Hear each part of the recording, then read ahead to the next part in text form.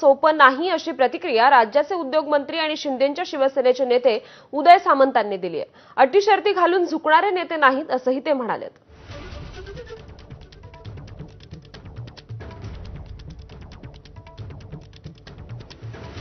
युती कोणाबरोबर करावी हा राजसाहेबांचा आणि त्यांच्या पक्षाचा प्रश्न आहे। ते स्वतःचा विचार असणारे आणि स्वतःचा विचार कधीही बाजूला न करणारे एक नेते आहेत।